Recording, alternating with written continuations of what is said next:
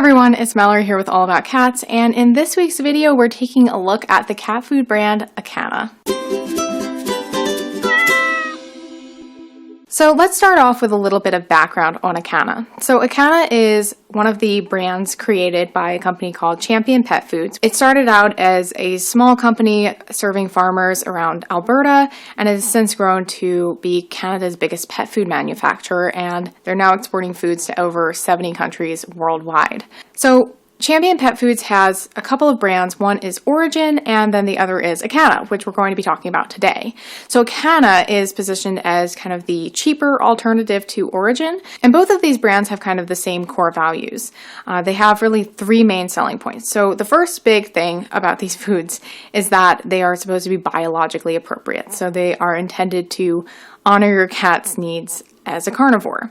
Secondly, these foods are supposed to include carefully sourced ingredients. And then thirdly, their goal is to never outsource. So recently, Acana introduced a line of canned foods for dogs, and those are manufactured by an outside manufacturer, but all other Acana foods are manufactured in Champion Pet Foods facilities by Champion Pet Foods. Again, Acana and Origin are often seen side by side and are being compared to one another.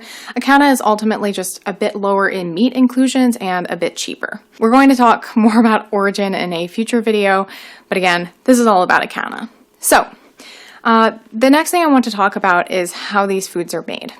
So again, sourcing and manufacturing quality is a big part of the Acana brand. So all of these foods are made either in Kentucky or in Alberta, Canada.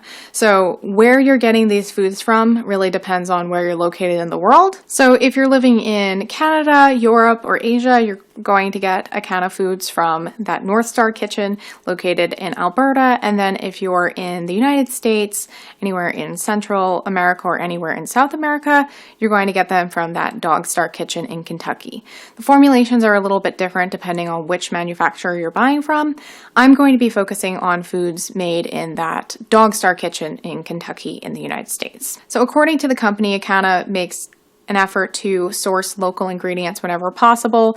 They try to get ingredients located within 48 hours of the facility, get it transported to their facility, and then store these ingredients fresh whenever possible.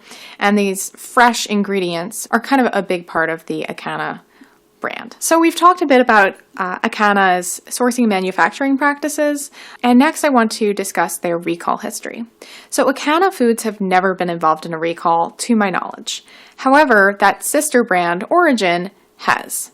So prior to 2009, all raw or lightly cooked foods imported to Australia were required to undergo this gamma irradiation treatment. It was intended to kill off any pathogens or microbial contaminants that could be an issue. However, it ended up destroying more than just those microbial contaminants in Origin food, and instead it depleted the food's vitamin A. And so this led to serious illness in several cats who ate Origin food in Australia. As a result, there was a recall, and Origin ended up just discontinuing their exports to Australia. Australia ended up discontinuing this particular treatment for these imported foods, and Origin resumed exporting food to Australia.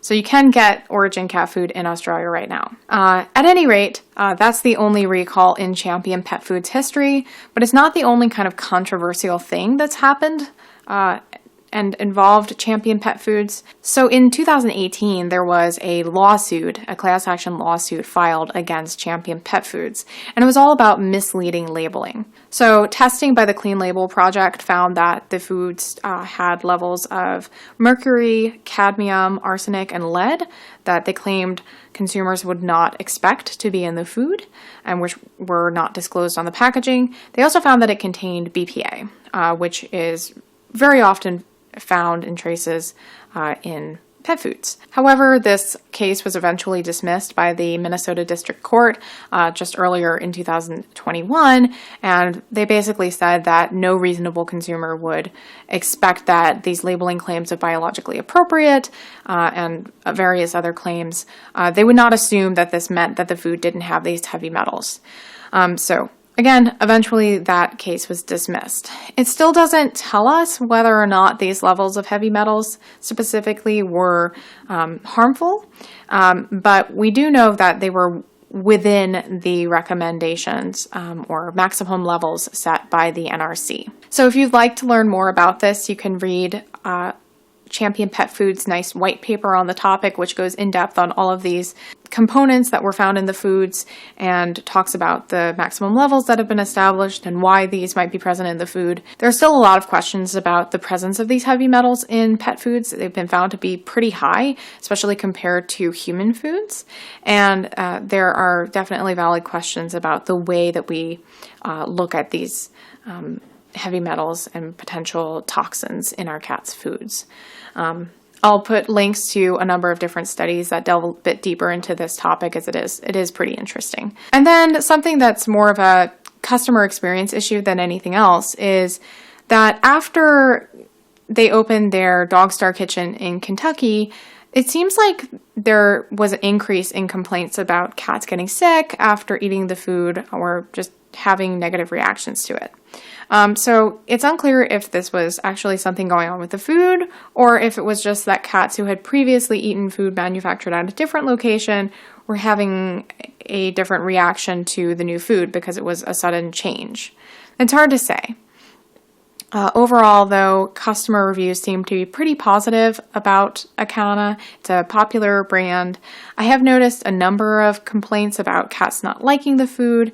Personally, my cats ate it, and I found that the palatability seemed to be okay. However, Forrest, who generally does like kibble, was a little bit slower to eat the Acana food. She seemed just a little bit less enthusiastic about it than other foods.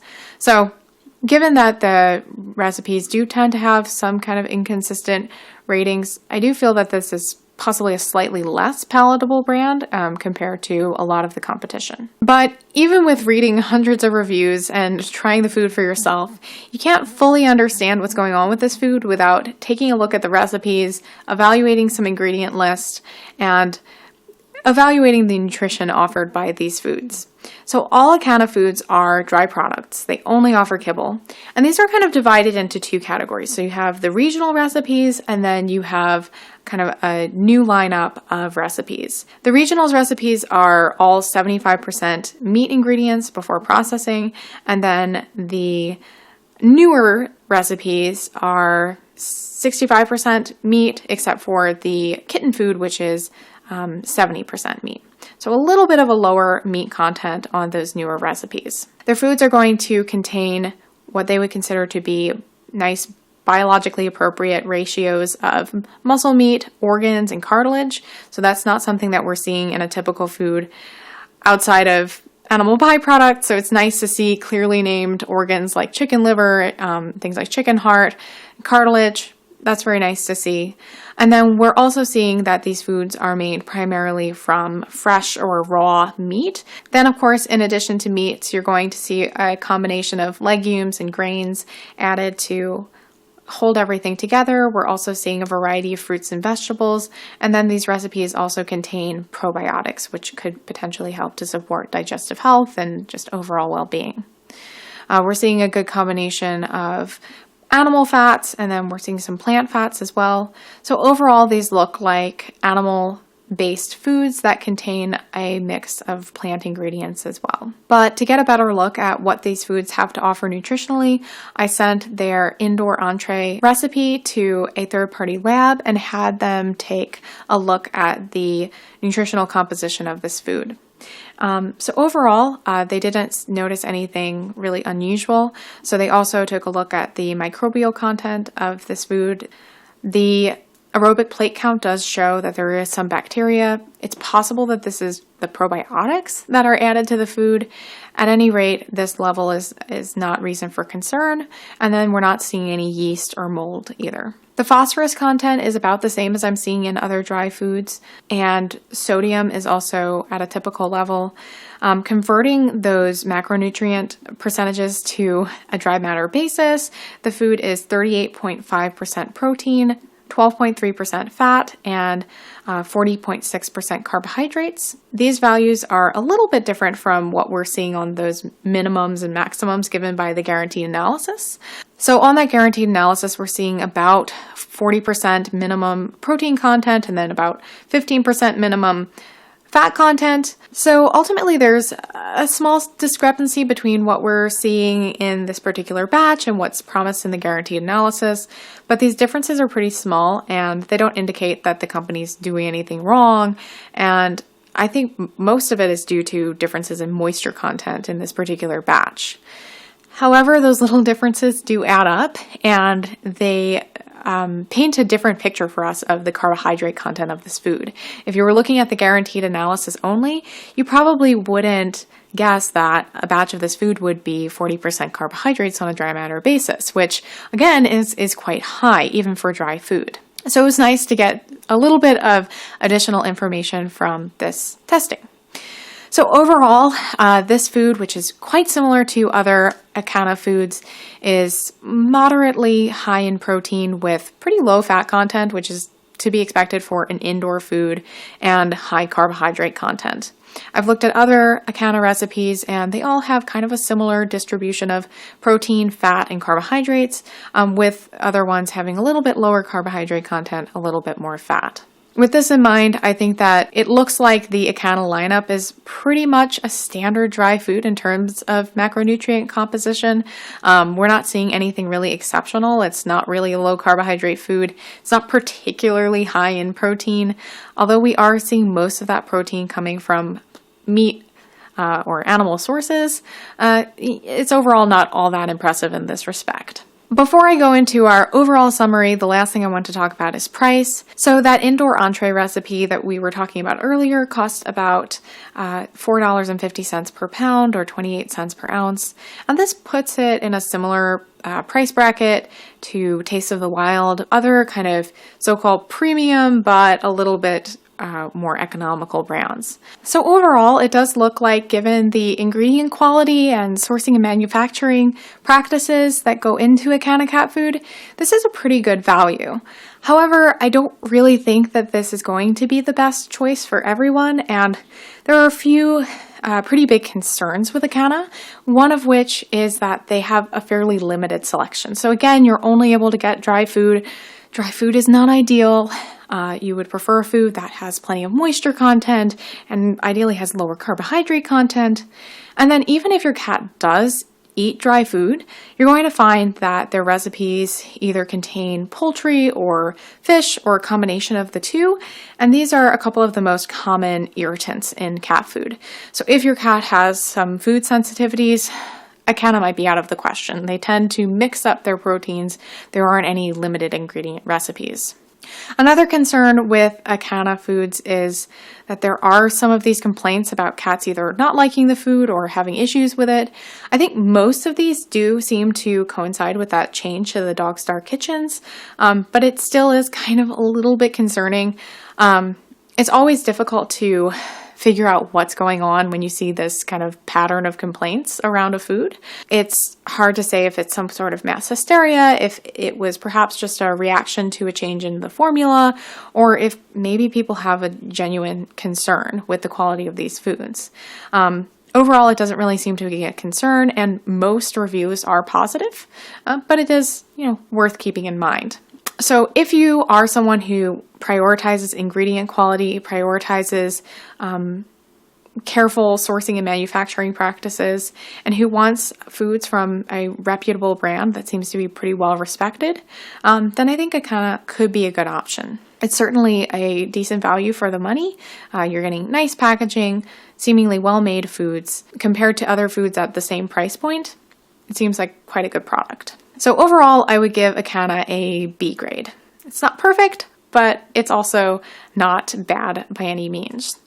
So if you're interested in trying Acana for yourself, check out the description. There will be links there. You'll also find links to all of the resources that I used when researching this review. You'll also see a link to the written version of this review. I'll also pop that in the cards, and there you'll find a lot more detail on Acana, as well as a few specific recipes from this brand.